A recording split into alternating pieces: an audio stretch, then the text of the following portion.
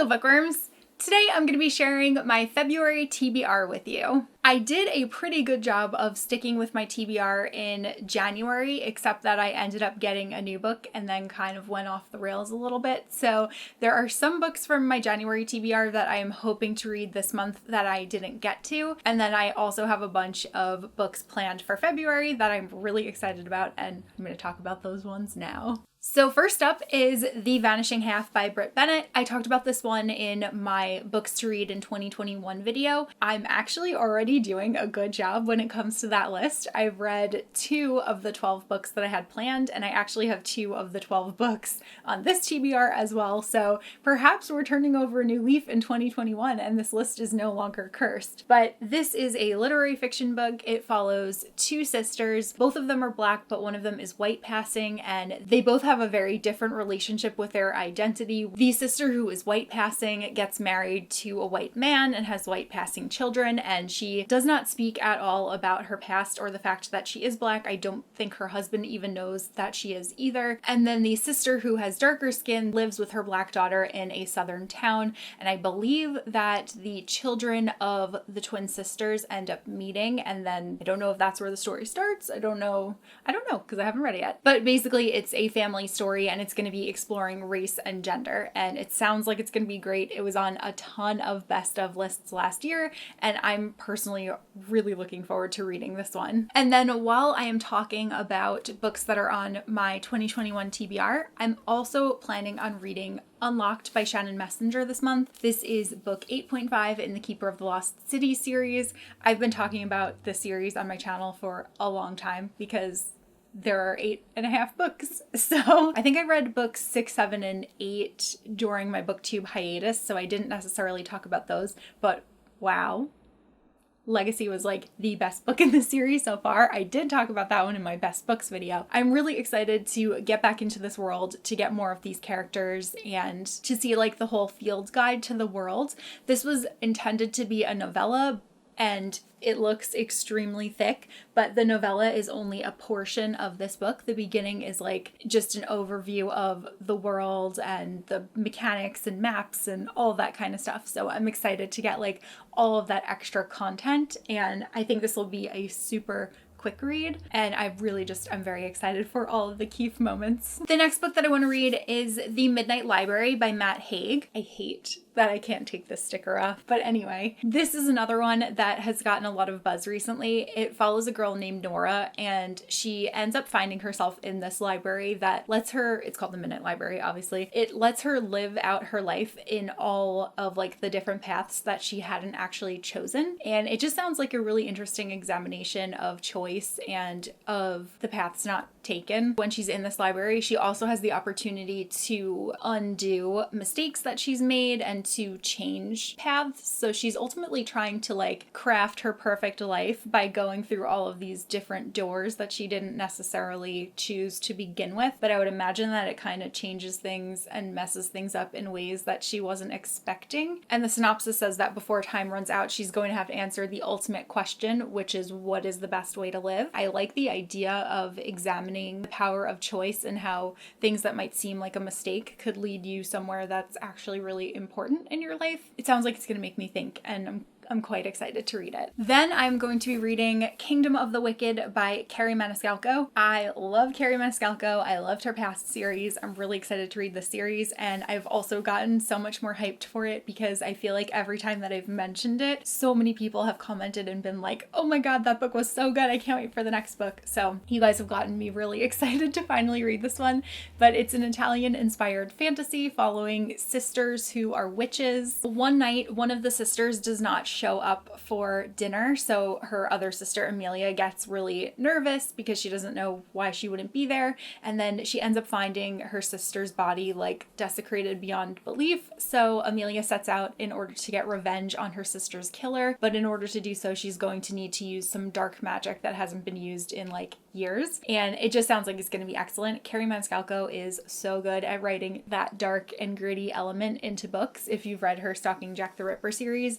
and I'm really excited to see her first foray into fantasy. The next book that I want to read is Miyazaki World: A Life in Art. by Susan Napier. So this one just got delivered to me, I think yesterday, but I still have to pick the package up from my doorman. So I don't have the physical book, but it is here. But this is a book that is all about the life of Hayao Miyazaki, who is known for Studio Ghibli. It was written by a Japanese culture and animation scholar, and it basically explores the life and art of Hayao Miyazaki and the impact that he's had on Japan. Dissects a lot of the like recurring themes in his work when it comes to empowered women and like the handling of environmental crises and just the big impact that he's had, like not only on Japan but also on Hollywood in general and like the world as a whole. And I love Studio Ghibli films, so I'm really excited to read this one and to hopefully learn some new things about Hayao Miyazaki that I maybe didn't know before. Then I would like to read Spoiler Alert by Olivia Dade. My friend Alexa from Alexa Loves Books actually gave me this book for Christmas, and I'm quite excited to read it. It's been on my radar for a while, and I've heard excellent things about it so far. It follows a plus-size protagonist, and I know that it deals heavily with like fan fiction. The love interest is named Marcus, and he actually is the actor that plays the character on this show that has like a huge fandom surrounding it,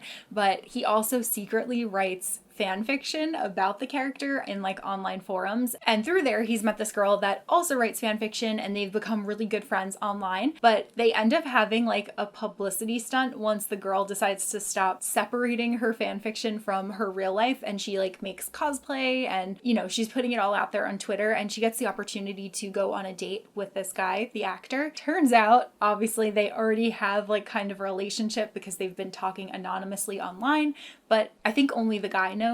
So I'm sure that it'll be like a fun rom-com, and things will come to a head at some point, but it'll all work out in the end. And I like things with happy endings, so I'm quite excited to read this one. Then as for new releases, the only new release that I am planning on reading this month, and it'll be a tight squeeze, is A Court of Silver Flames by Sarah J. Maas. This comes out toward the end of February, but knowing me, I'm probably going to purchase it on Kindle so that I don't have to wait for my physical copy to arrive, because I've been really dying to read Sarah J. Maas's next book. I think everyone knows what this one is about. It's the Nesta book. It's the next book in the A Court of Thorns and Roses series, and I am quite excited to read it. And then adding a new section to my TBR video, I'm going to talk about some books that I have on hold at my library, because I typically listen to a lot of the nonfiction books that I read as opposed to like physically reading them. So these are some things that I have on hold and that I'm hoping will come off hold and that I will read in February. The next one that I have on hold is Stamped by Jason Reynolds and Ibram X. Kendi. So I read How to Be an Anti-Racist in January, and I felt like I got a lot out of it, and it made me want to explore some more anti-racist reads. So I looked up Ibram X. Kendi, and I remember hearing about this book. I know that he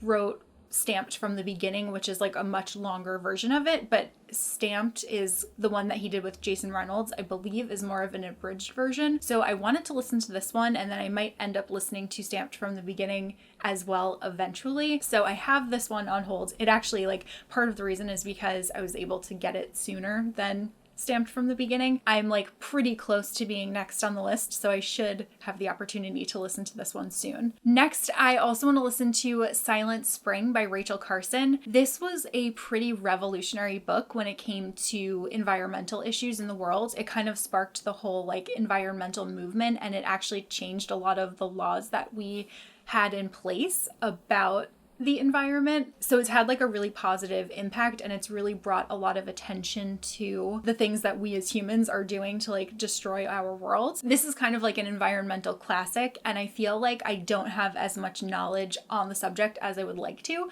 So I'm predicting that I'm going to get a lot out of this book, which will be quite nice. And then I'll probably look into some more environmental reads as well. But I really wanted to start here because this book is so classic and had such a big impact. I think it was actually originally published in the New Yorker and has since been like released as a book. Okay, another one that actually just came off of holds is one that I'm gonna struggle saying.